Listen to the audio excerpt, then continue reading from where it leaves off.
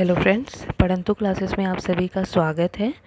जैसा कि हम जान रहे हैं कि इंग्लिश की सीरीज़ जो है वो हमारी चल रही है। इंग्लिश का टॉपिक जो है छत्तीसगढ़ फॉरेस्ट एग्ज़ाम जो है उसके लिए चल रहा है। उसमें हम लोगों ने हमारा पार्ट ऑफ स्पीच जो था वो स्टार्ट किया था, जिसका एक महत्वपूर्ण टॉपिक प्रीपोजिशन जो है वो आज हम लोग डिस्कस करने वाले हैं। ठीक है, और प्रीपोजिशन जो होता है वो अपने में ही बहुत ज़्यादा इम्पॉर्टेंस रखता है। अगर आप मेंस के पर्सपेक्टिव से देखते हैं तो 4 इसके लिए फिल इन द ब्लैंक्स जो होते हैं वो दिए ही जाते हैं। ठीक है, आप क्वेश्चन पेपर उठा के देखेंगे तो हमेशा इससे क्वेश्चंस जो होते हैं वो अराइज होते हैं।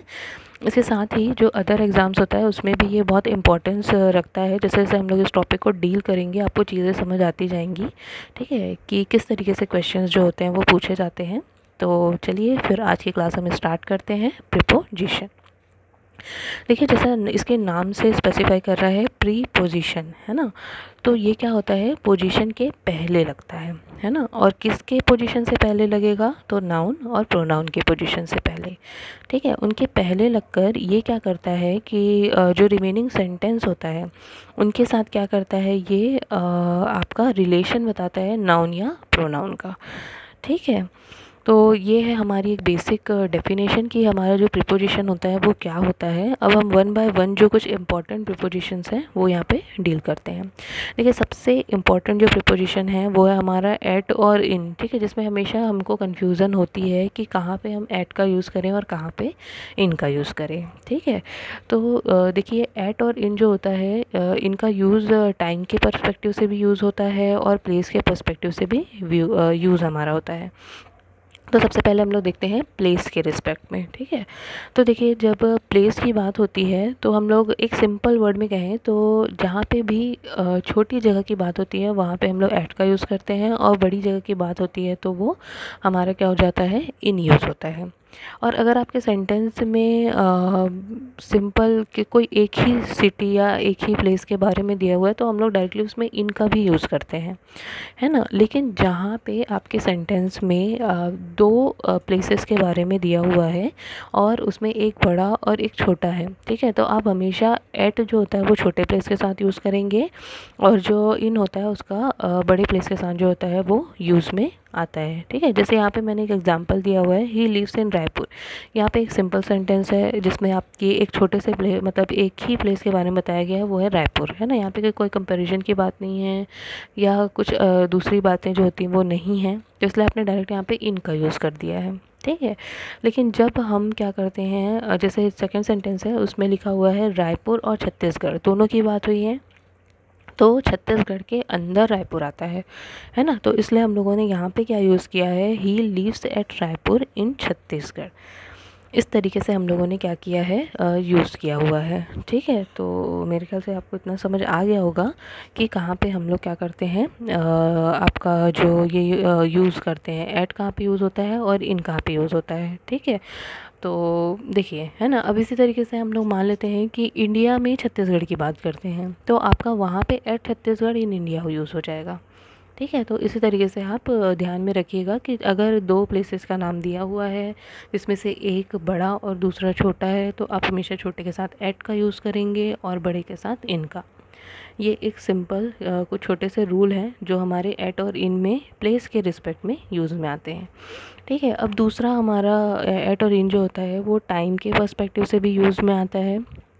तो देखिए एक्चुअल में जो टाइम होता है इसमें हम लोग इन, एट और ऑन तीनों का यूज़ करते हैं। ठीक है, तो सबसे पहले हम लोग ये देख लेते हैं कि इन जो होता है वो कब यूज़ होता है, एट कब यूज़ होता है और ऑन कब यूज़ होता है ना। यहाँ पे मैंने आपको एक तरीके से सारी डिटेल दे भी दी है कि कहाँ पे हम इन का यूज़ करते हैं, एट का यूज़ करते हैं और ऑन का यूज़ करते हैं। ठीक है, देखिए जैसे हम लोग जानते हैं, ऐसे थोड़ा सा ध्यान रखिएगा, जैसे ईयर है। ठीक है, ईयर हमारा किससे मिलकर बनता है, मंथ से मिलकर बनता है, और जो मंथ होते हैं वो हमारे वीक से मिलकर बनते हैं। ठीक है, तो इस तरीके से आपको ये चीज़ें याद रखनी है। तो इनके साथ हमेशा हम इन का यूज़ करते हैं। ठीक है, जैसे इन 2020, इन 1990, इन 1900। ठीक है, इस तरीके से हम इन का यूज़ करते हैं। उसी तरीके से अगर आप मंथ की बात कर रहे हो, इन जुलाई, इन अगस्त, इन सितंबर, है ना, तो वहाँ पे इन का यूज़ होगा। उसी तरीके से वीक में हम लोग कैसे यूज़ करते हैं, जैसे second week of January, second week of July, है ना। तो ये सब जो चीज़ होता है इसके साथ हम लोग इनका यूज़ करते हैं। उसी तरीके से अगर आप मॉर्निंग, इवनिंग, ये सारी चीज़ें जो यूज़ कर रहे हैं तो उसके साथ भी हमेशा इनका यूज़ होता है, in the morning, in the evening, like that, ठीक है। लेकिन अगर हम क्या करते हैं, क्लॉक टाइम की बात करते हैं, है ना, एक पर्टिकुलर टाइम की अगर आप बात कर रहे हो, ठीक है, तो उसको, उसके लिए हम लोग क्या करते हैं, एट का यूज़ करते हैं। जैसे क्लॉक टाइम है, जैसे at 8 o'clock, at 9 o'clock, at 10 o'clock, like that, तो वहाँ पे हम लोग क्या करते हैं, एट का यूज़ करते हैं। उसी तरीके से देखिए, जैसे मिडनाइट जो होता है ना, उसको रात के 12 बजे को मिडनाइट कहा जाता है, ठीक है। हालांकि हम बोलचाल की बात में हम लोग ये चीज़ बोल देते हैं कि 12 से ज़्यादा का जो टाइम होता है वो भी हम लोग मिडनाइट के अंडर मान लेते हैं, ठीक है। लेकिन अगर एक सिंपल वर्ड में आप समझें तो मिडनाइट दैट मीन्स रात के 12 बजे, ठीक है। उसी तरीके से नून की अगर हम लोग बात करें तो दोपहर का जो समय होता है वो होता है नाइट, वो भी शाम, रात का समय होता है। डॉन, डस्ट, डॉन मतलब होता है सूर्योदय, और डस्ट मतलब ये होता है आपकी जो गोधूली बेला होती है वो, ठीक है। तो ये जो चीज़ें होती हैं इनके साथ हम लोग क्या करते हैं, हमेशा एट का यूज़ करते हैं, ठीक है। तो इसलिए ये थोड़ा सा ध्यान में रखने की ज़रूरत है। उसी तरीके से कोई भी डे होता है, ठीक है, जैसे वीक हमारा किससे मिलकर बनता है, Monday, Tuesday, Wednesday, Thursday, Friday, Saturday and Sunday, ठीक है। उसी तरीके से हम लोग क्या करते हैं, बहुत सारे डेज़ मनाते हैं, जैसे कि रिपब्लिक डे, इंडिपेंडेंस डे, है ना, mother's day, father's day, friendship day, है ना। तो जितने भी टाइप के डेज़ आते हैं उनके साथ हमारा क्या हो जाता है, ऑन का यूज़ किया जाता है, ठीक है। तो इस तरीके से यहाँ पे हम लोगों ने एक कंपैरेटिव वे में पढ़ लिया कि कब हम इन का यूज़ करते हैं, कब हम ऐट का यूज़ करते हैं और कब हम ऑन का यूज़ करते हैं, ठीक है। तो आई होप कि आपसे अगर इस टाइप की चीज़ें पूछी जाती हैं तो वो आप मिस्टेक नहीं करेंगे, है ना। फिर नेक्स्ट हमारा जो डिस्कशन है वो है हमारा इन, ऑन टू के, इन और इनटू के ऊपर, ठीक है। तो देखिए, इन और इनटू में क्या होता है हमारा, बहुत ज़्यादा कन्फ्यूज़न होता है कि कब हम इन का यूज़ करते हैं और कब हम इनटू का यूज़ करते हैं, ठीक है। यहाँ पे जैसे मैंने मेंशन किया हुआ है कि इन जो होता है वो हमेशा स्टेबल पोजीशन के लिए यूज़ किया जाता है। लेकिन अगर आप इनटू का यूज़ करते हैं तो वहाँ पे इमोशन जो होते हैं ना वो रहना ज़रूरी है। और दूसरी चीज़ ये होती है कि कभी कभी मतलब या most of the cases medium जो होता है वो चेंज होता है, ठीक है। तो वो चीज़ होती है आपकी इनटू। जैसे कि एग्जांपल से देते हैं तो आपको समझ आ जाएगा कि मीडियम चेंज मतलब क्या होता है। देखिए, इन मतलब क्या है, stable position, I am in the class, I am in the room, ठीक है। तो ये जो चीज़ होती है वो क्या होता है आपका, आप यहाँ पे मूविंग कंडीशन में नहीं है, ठीक है। आप जिस रूम में हैं आप उसी रूम में हैं, आप जिस क्लास में हैं आप उसी क्लास में हैं। तो वो चीज़ क्या हो गया आपका, इन में आ गया, ठीक है। इनटू मतलब ये होता है, जैसे यहाँ पे एग्जांपल दिया हुआ है, ही जम्प्ड इनटू द रिवर, ठीक है। मतलब देखो, आप पहले ज़मीन पे थे, अब कहाँ पे आपने कूद दिया, छलांग लगा ली, तो आपने रिवर पे छलांग लगा ली। दैट मीन्स कि आपका जो मीडियम है वो चेंज हुआ है यहाँ पे। तो इसलिए ये चीज़ क्या हो जाती है आपकी, इन और इनटू, ठीक है। तो आप इस चीज़ को थोड़ा सा ध्यान में रखेंगे। फिर नेक्स्ट आता है इन और विद इन, ठीक है। इन और विद इन मतलब क्या होता है कि अगर एक निर्धारित समय पे आप काम कर रहे हैं तो उसके लिए आप इन का यूज़ करते हैं, लेकिन अगर आपने जो टाइम दिया उससे पहले आप कंप्लीट कर लेंगे तो वो होता है हमारा विद इन। जैसे मैंने यहाँ पे दिया हुआ है, हर exam will finished in a week, है ना, मतलब उसका एग्ज़ाम जो है वो एक वीक में ख़त्म हो जाएगा। लेकिन अगर आप ये बोलते हैं कि she will come within a week, ठीक है, उसका एग्ज़ाम एक मंथ में कंप्लीट हो गया तो वो हमारा इन में आ गया। लेकिन वो एक सप्ताह के भीतर आ जाएगी। अगर आप ये बोले, देखिए अब उसको एक सप्ताह नहीं लगेगा, वो उसके भीतर आ जाएगी, है ना, मतलब वो उससे पहले किसी भी दिन आ जाएगी, है ना। तो ये क्या हो गया, आपने निर्धारित समय से पूर्व की बात कर दी यहाँ पे, तो इसलिए यहाँ पे क्या यूज़ होगा आपका, विद इन, है ना। अब देखिए, सबसे जिसमें बहुत ज़्यादा कन्फ्यूज़न रहता है, अब हम लोग वो प्रीपोजिशन जो है वो देख रहे हैं आपका।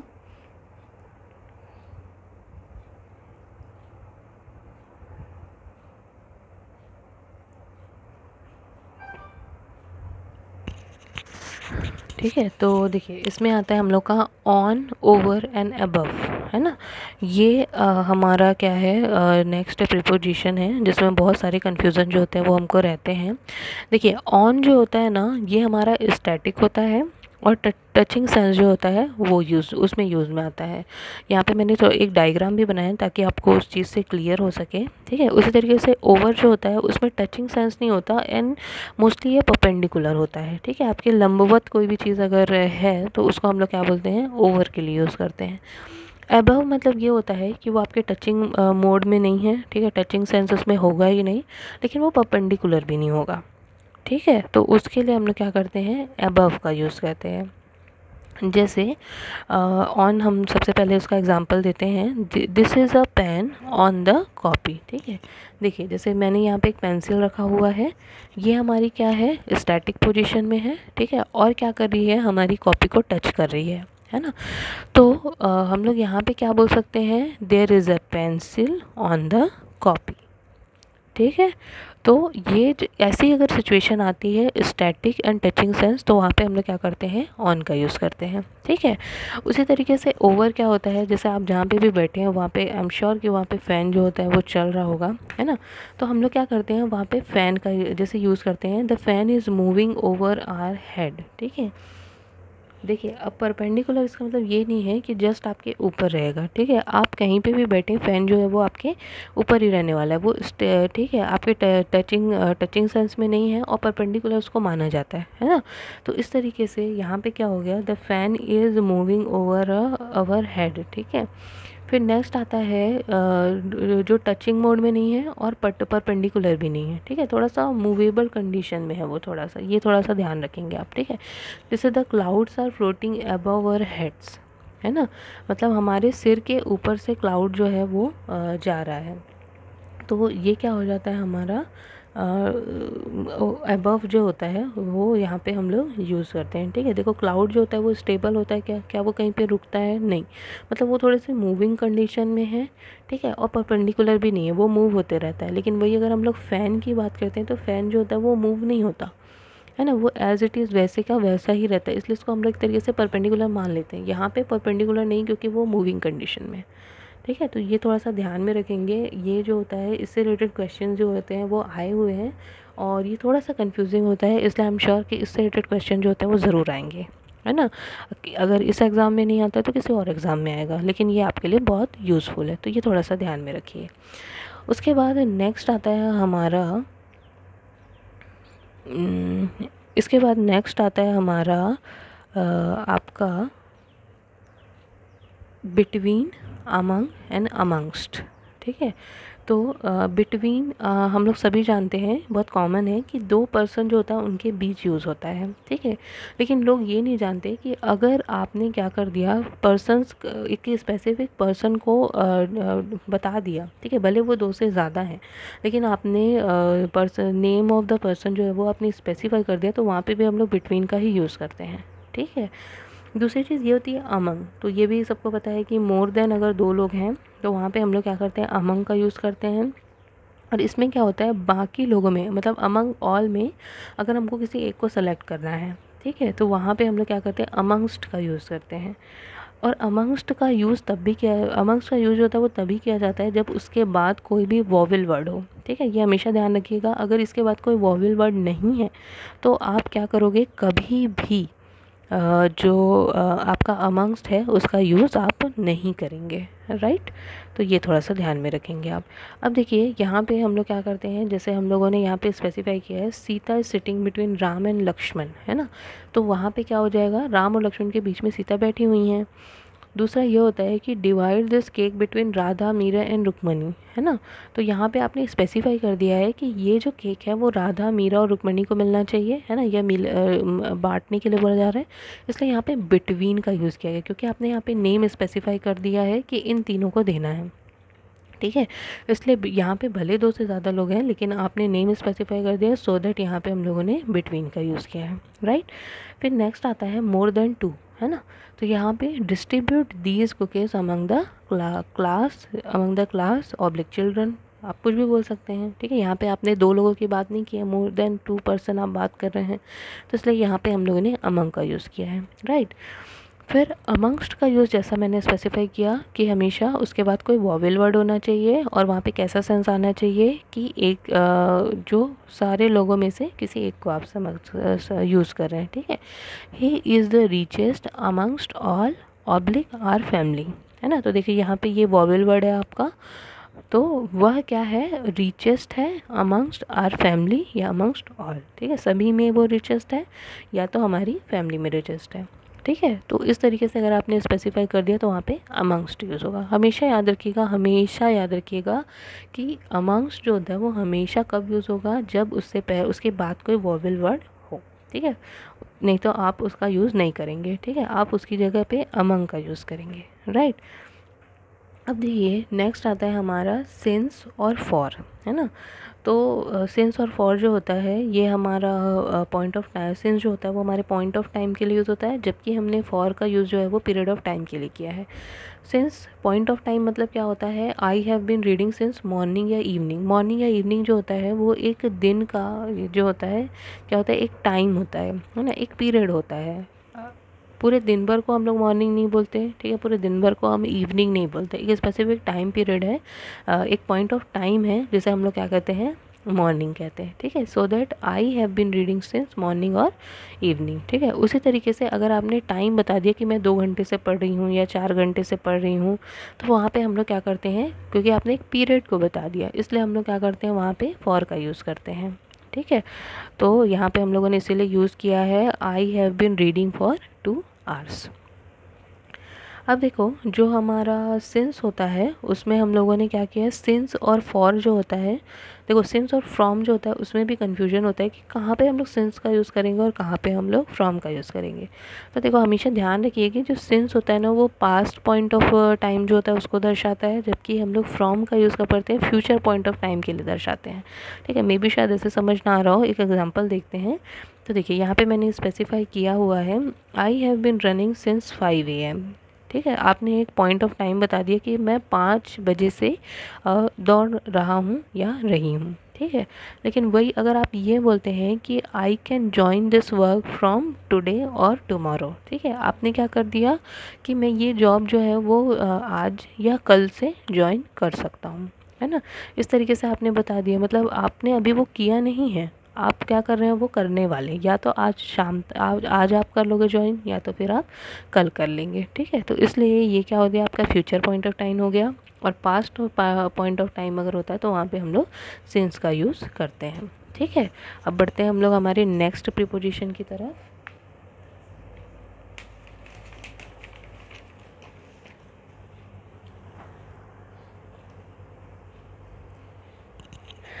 देखो नेक्स्ट प्रीपोजिशन है हमारा ऑफ, OFF ऑफ और फ्रॉम, ठीक है।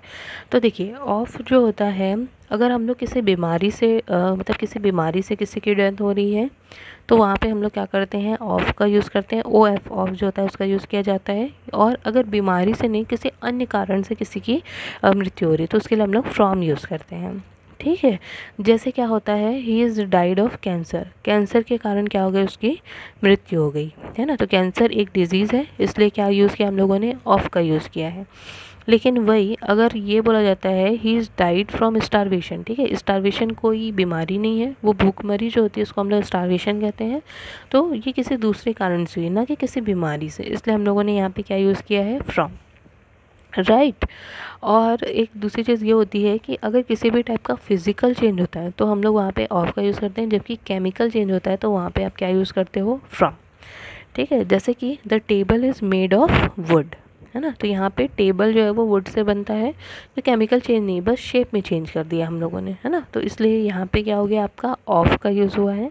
लेकिन जब हम कर्ड से, मिल्क से कर्ड बनाते हैं, ठीक है, तो वहाँ पे केमिकल चेंजेस होती है, उनकी प्रॉपर्टीज़ पूरी चेंज हो जाती है, ठीक है। मिल्क क्या चीज़ होता है और कर्ड जो होता है वो कैसा हो जाता है, ये आप सभी को पता है ना। तो यहाँ पे केमिकल चेंजेस हुए हैं, सो दैट यहाँ पे हम क्या यूज़ कर रहे हैं, फ्रॉम। तो ये हो गया। और OFF जो होता है ना, ये बेसिकली अलगाव के लिए आपका यूज़ किया जाता है, ठीक है। जैसे पेड़ों से पत्ते गिरते हैं, ही कोई पर्सन पेड़ से गिर गया, है ना।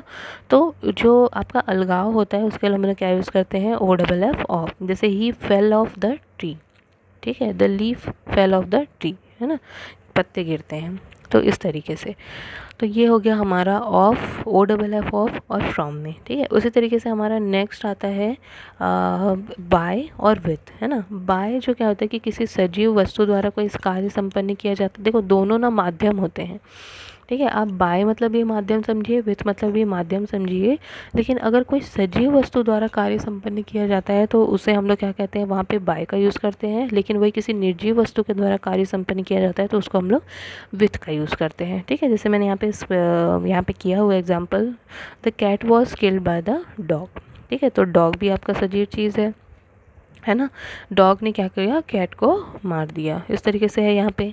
उसी तरीके से नेक्स्ट आता है आपका I wrote this letter with a pen, ठीक है। आप एक पेन से क्या कर रहे हो, एक लेटर लिख रहे हैं, है ना। तो इसलिए यहाँ पे एक निर्जीव चीज़ की बात हुई, इसलिए आपने यहाँ पे विथ का यूज़ किया है। और बाय का यूज़ क्या होता है, एक एजेंट के फॉर्म में किया जाता है, लेकिन किसी लाइव चीज़ के लिए किया जाता है, ठीक है। उसी तरीके से बाय जो होता है, इसका यूज़ घड़ी जो होता है ना, उसका टाइम बताने के लिए भी किया जाता है। जैसे अगर आप ये बोलते हैं कि मेरे घड़ी के अनुसार इतना टाइम हुआ है ना, तो वो क्या हो जाता है, वहाँ पे आपका बाय यूज़ होता है, ठीक है। जैसे यहाँ पे एग्जांपल दिया हुआ है, it's 6 o'clock bye my watch, ठीक है। मतलब मेरे घड़ी के अनुसार 6 बजे हैं, तो वो क्या हो जाता है आपका बाय, ठीक है। ये याद रखिएगा, इस टाइप के क्वेश्चन जो होते हैं वो मेंस में पूछे गए हैं, ठीक है। उसके बाद हम आते हैं नेक्स्ट हमारा बिसाइड एंड बिसाइड्स, ठीक है। तो बिसाइड मतलब क्या होता है, बगल में, और बिसाइड्स मतलब होता है अतिरिक्त, है ना। There is a playground beside my house, ठीक है। मतलब मेरे घर के बाजू में क्या है, एक प्लेग्राउंड है। उसी तरीके बिसाइड्स मतलब क्या हो जाता है, besides Reena there are many students in the school, है ना। मतलब रीना के अलावा भी हमारे स्कूल में बहुत सारे लोग हैं, आप उसके के अलावा की बात कर रहे हैं, ठीक है। तो वहाँ पे हम लोग बिसाइड्स का यूज़ करते हैं। फिर देखिए जो टी जो होता है, टू जो होता है, ये वर्सेटाइल प्रीपोजिशन है, इसका बहुत सारा यूज़ है, ठीक है। इसको हम लोग उसका कुछ जो है वो देख रहे हैं, और बेसिकली इसका को के सेंस में इसका यूज़ किया जाता है, ठीक है। जैसे ही आस्क्ड टू मी, उसने मुझसे पूछा। उसी तरीके से अगर लक्ष्य का बोध कराएं, जैसे he is going to Bilaspur, है ना, तो वहाँ पे हम लोगों ने यूज़ कर दिया ही इनवाइट मी टू टी, उसने मुझे इनवाइट किया टी के साथ। जैसे उसी तरीके से टू का यूज़ जो होता है वो हम लोगों ने पहले पढ़ चुका है, सीनियर, जूनियर, है ना, प्रायर, प्रेफर, और आपका इन सारी चीज़ें जो होती हैं उनके साथ हम लोग क्या करते हैं, टू का यूज़ करते हैं, ठीक है। तो टू जो होता है वो एक वर्सेटाइल प्रीपोजिशन है, और इसके बहुत सारे यूजेस हैं, ठीक है। आप जितना प्रैक्टिस करते जाएंगे आपको चीज़ें इस तरीके से समझ आती जाएंगी कि टू का यूज़ आपको कहाँ कहाँ पे करना है।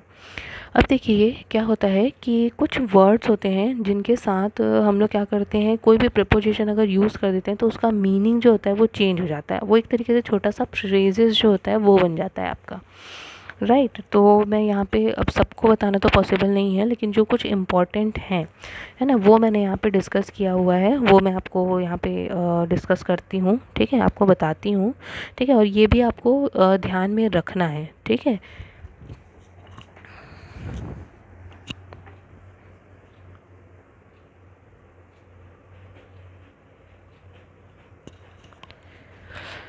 देखिए जैसे हम लोग क्या करते हैं, एकम्प्लिश्ड इन, है ना, एकम्प्लिश्ड के साथ आप हमेशा इन का यूज़ करेंगे, और अगर आप इन का यूज़ करते हैं तो उसका मतलब क्या हो जाता है, गुण संपन्न, ठीक है। जैसे Radha is accomplished in art of dance, ठीक है। तो राधा जो है उसमें जो आर्ट ऑफ डांस है वो उससे वो पूरी तरीके से गुण संपन्न है, ठीक है। अगर आपको इस सेंस में बोलना है तो वहाँ पे आपने क्या कर दिया, एकम्प्लिश्ड इन का यूज़ कर दिया, ठीक है। उसी तरीके से एक्यूज्ड ऑफ, इसका मतलब क्या होता है, दोषी, है ना। मतलब देखो ये बहुत इजी हो जाता है अगर आपने इसको लर्न कर लिया है, तो जहाँ पे भी आपको और इससे रिलेटेड क्वेश्चन पूछे गए हैं, ठीक है। आप अगर मेंस का क्वेश्चन पेपर उठा के देखेंगे तो आपको पता चल जाएगा कि प्रीपोजिशन वो इस टाइप के क्वेश्चंस पूछता है, ठीक है। जैसे आपको कहीं पे भी एक्यूज दे दिया है और उसके साथ आपको पता है कि ऑफ लगता है, तो वहाँ पे आप क्या करेंगे, डायरेक्टली वहाँ पे ऑफ का यूज़ करेंगे, ठीक है। तो ये हो गया। अब यहाँ पे आपको कोई भी सेंस लगाने की ज़रूरत नहीं है, इसके साथ ये यूज़ होता है, ठीक है। ये एक तरीके से आप बोलें तो ये तो आपकी रटने वाली चीज़ है, ठीक है। तो देखिए एक्यूज ऑफ मतलब क्या होता है, दोषी, है ना। He was accuse of murder, वो क्या है, मर्डर का दोषी था, है ना, ही वॉज। अफ्रेड ऑफ मतलब क्या होता है, डरना। तो he is afraid of dog, है ना, मतलब उसको क्या करता है, डॉग से डर लगता है। अबाइड बाय, है ना, ये क्वेश्चन आपका पूछा गया है। तो अबाइड बाय मतलब क्या होता है, अनुपालन करना। जैसे कि we should abide by the advice of our teacher, है ना, मतलब हम लोग को हमारे टीचर की जो भी सलाह है उसके अनुसार काम करना चाहिए, उसका अनुपालन करना चाहिए, ठीक है। तो ये चीज़ है। अवॉर्ड, अवॉर्ड, सॉरी मैंने यहाँ पे गलत लिख दिया है, ये है अवेयर ऑफ, ठीक है, उसको मैंने अवेयर, AWARE, अवेयर ऑफ, ठीक है। तो अवेयर ऑफ मतलब क्या होना है, जानकार, है ना। तो यहाँ पे अवेयर के साथ हमेशा ऑफ यूज़ होगा। जैसे कि एक छोटा सा एग्जांपल हमने लिया, I am aware of this topic, है ना, मैं इस टॉपिक के बारे में जानकारी रखती हूँ या रखता हूँ, ठीक है। उसी तरीके से क्लोज के साथ टू यूज़ होगा, ठीक है। इसका मतलब क्या होता है, निकट, ही क्लोज टू माई हाउस, ठीक है, वो मेरे घर के निकट है, ठीक है। कॉन्शियस ऑफ, जागरूक होना, ठीक है। तो जागरूक मतलब he is conscious of his rights, है ना, वो अपने राइट्स के लिए क्या है, कॉन्शियस है। उसी तरीके से लुक आफ्टर मतलब क्या होता है, देखभाल करना, है ना। My servant look after my house, ठीक है, मेरा जो सर्वेंट है वो क्या करता है, मेरे हाउस की देखभाल करता है। पासेस अवे, है ना, पास के साथ हम लोग हमेशा अवे का यूज़ करते हैं, इसका मतलब होता है मर जाना। The old man passed away, ठीक है, जो वो बूढ़ा व्यक्ति था उसकी मृत्यु हो गई, वो मर गया है। अब देखिए जैसे पुट होता है, तो देखिए पुट के साथ आपने अप का यूज़ कर दिया तो वो एक अलग मीनिंग शो करेगा। पुट के साथ अगर आपने ऑफ का यूज़ कर दिया तो वो एक अलग मीनिंग शो करेगा। और इसी तरीके से आपने आउट का यूज़ कर दिया तो वो एक अलग मीनिंग शो करता है, ठीक है।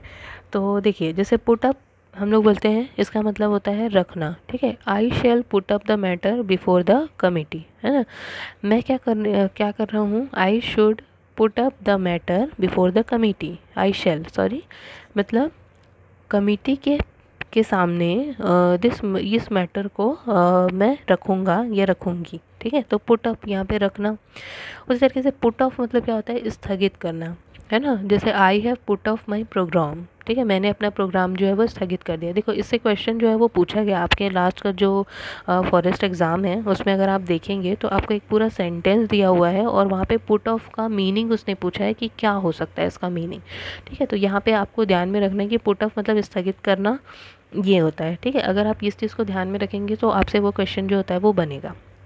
उसी तरीके से नेक्स्ट होता है पुट आउट, मतलब होता है बुझा देना। He has put out the lamp, ठीक है, मतलब उसने क्या कर दिया, जो लैम्प है उसको बुझा दिया। फिर उसी तरीके से देखिए ये रन का बहुत सारा एग्जाम्पल दिया है। जैसे रन आफ्टर, इसका मतलब होता है पीछा करना, ठीक है। रन इनटू मतलब कर्ज में डूब जाना। रन अवे विथ, ठीक है, मतलब ले भागना। रन अपॉन मतलब टकराना। और रन ओवर मतलब क्या होता है, कुचल जाना, ठीक है, कुचला जाना। तो देखिए मैंने यहाँ पे एक छोटे छोटे एग्जाम्पल जो है उसको भी यहाँ पे दिया हुआ है ताकि आप अपने आंसर को समझ सकें, है ना। जैसे रन आफ्टर मतलब पीछा करना। The police is running after the thief, है ना, मतलब पुलिस जो है वो उस थीफ का पीछा कर रहा है ना। उसी तरीके से रन इनटू, तो he is running into the डेप्ट। डेप्ट मतलब क्या होता है आपका कर्ज, तो वो कर्ज में डूब गया है ना। The thief run away with my bag, मतलब मेरा बैग लेकर जो थीफ है वो ले भागा, है ना। उसी तरीके से रन अपॉन मतलब क्या होता है, he run upon me on road, वो क्या कर रहा है, रोड पर वह मुझसे टकरा गया, है ना, इसका मतलब ये होता है। और रन ओवर मतलब क्या होता है कि the boy was run over by बस, मतलब एक बस के द्वारा जो लड़का था वो क्या हो गया है, कुचल गया, है ना। तो ये चीज़ें होती हैं। तो देखिए इस तरीके के आपके पास बहुत सारे प्रीपोजिशन जो होते हैं वो आपको मिलेंगे और आपको उसको ध्यान में रखना है क्योंकि इससे क्वेश्चन जो होते हैं वो पूछे जा रहे हैं। और देखिए आप इसको सेंटेंस देखकर नहीं समझेंगे क्योंकि देखिए जैसे रन है उसके बाद after, run into, run away with, है ना। तो हर जो प्रीपोजिशन है वो ऐड हो रहा है और उसकी मीनिंग को चेंज कर दे रहा है ना। तो आपको थोड़ा सा इस चीज़ को ध्यान में रखने की ज़रूरत है। अब देखिए मैंने इसके कुछ एग्जांपल्स लिए हैं कि आप कैसे प्रीपोजिशन का यूज़ करने वाले हैं, है ना। देखिए फिल इन द ब्लैंक्स, जो इससे बहुत सारे क्वेश्चंस जो है वो पूछे गए हैं, आप उसको देख लीजिए। मैंने यहाँ पे कुछ इंपॉर्टेंट यूज़ किया है, आपके प्रैक्टिस के लिए यूज़ किया है, ठीक है। तो हालांकि मैंने इसके आंसर्स जो हैं वो इसके बाजू में लिख दिए हैं, लेकिन मैं प्रेफर करूँगी कि आप इसे अपनी कॉपी में सेपरेट लिखिए, ठीक है, क्योंकि पीछे जो हम लोगों ने पढ़ा है उसी से रिलेटेड है। अगर आपने पीछे पढ़ा है, समझा है, तो वो चीज़ क्या हो जाएगी आपकी यहाँ पर यूज़ में आ जाएगी, ठीक है। जैसे मैंने पहले ही बताया था, व्हाट इज़ द टाइम अगर आपका वॉच के अकॉर्डिंग आप बोल रहे हैं, उसके अनुसार बोल रहे हैं, तो बाय का यूज़ होता है, इसलिए what is the time by your watch आ जाएगा। ठीक है, पीछे हम लोगों ने पढ़ा कि अबाइड जो होता है उसके साथ हम लोग बाय का यूज़ करते हैं, है ना। तो अनुपालन करना है ना, जैसे यहाँ पे क्या पूछा है, one should abide by the rules of the road, है ना, मतलब हमको रोड के जो रूल्स होते हैं उनको पालन करना है। He he insisted upon going there. ठीक है, ये इंसिस्टेड जो होता है ना उसके साथ अपॉन का यूज़ होता है, तो यहाँ पे अपॉन होगा। प्रेफर के साथ हमेशा हम टू का यूज़ करते हैं, इसलिए यहाँ पे टू का यूज़ होगा। ठीक है, कॉन्स्पिशियस मतलब हम लोगों ने पीछे देखा है, ये आप देख लेंगे। तो कॉन्स्पिशियस के साथ हमेशा ऑफ यूज़ होता है। पास्ट के साथ अवे यूज़ होता है। ठीक है, children prefer coffee to biscuit, ये यूज़ होता है। प्रेफर के साथ हमेशा टू यूज़ होता है। अवेयर के साथ ऑफ यूज़ होता है ना। He has been playing since morning, हम लोगों ने देखा था कि पॉइंट ऑफ टाइम के लिए हम लोग क्या करते हैं, सिंस का यूज़ करते हैं, इसलिए यहाँ पे सिंस का यूज़ किया गया है। ठीक है, तो इस तरीके से इस एग्जांपल को आप इसका आंसर बिना देखे आप सिर्फ अपनी कॉपी में लिखिए और उसको समझिए। ठीक है, कि किस तरीके और बनाने की कोशिश कीजिए, आई एम श्योर आपसे बनेगा। ठीक है, और नहीं बनेगा तो एक बार फिर से जितनी भी चीज़ें आपको बताई गई हैं वो आप एक बार पढ़िए। ठीक है, आपको समझ आ जाएगा कि आपको किस तरीके से प्रीपोजिशन को डील करना है। ठीक है, तो इस तरीके से हमारा प्रीपोजिशन जो होता है वो अभी कंप्लीट होता है। अब हम अपने नेक्स्ट टॉपिक के साथ नेक्स्ट क्लास में मिलेंगे। ठीक है, सो सब्सक्राइब आवर परंतु क्लासेस। Thank you.